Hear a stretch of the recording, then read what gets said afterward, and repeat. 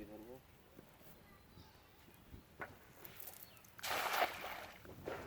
ওই কোনাটা কেমন পড়লো।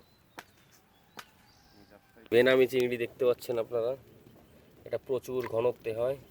আমাদের এক খাওয়াতে কয়েকশো ওঠে বেনামি চিংড়ি এখন বাংলাদেশে। এটা বাগদার অল্টারনেটিভ হিসেবে ব্যবহার করা যায়। এই যে প্রচুর ঘনত্বে চাষ হয়, আপনারা দেখতে পাবেন কয়শো উঠছে এক খাওয়াতে। খেয়াটা যদিও পুরো মেলেনি, ভালো হয়নি, তারপর আপনারা দেখতে পাবেন স্বাভাবিকভাবে ধরা, একেবারে আলতো করেই ধরা।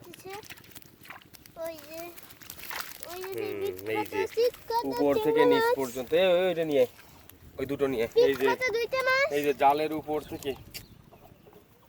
উপর থেকে একেবারে নিচ পর্যন্ত দেখা কি পরিমাণে, দেখা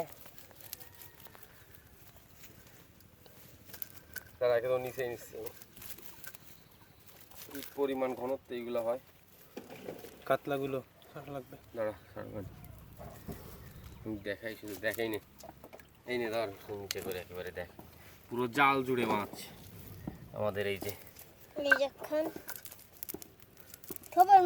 আগে না না না আগে না, এই যে দেখা নিচে করে একেবারে নিচে গেছে এইখানে। এই যে চিংড়ি পুরো জাল জুড়েই মাছ হয়ে গেল।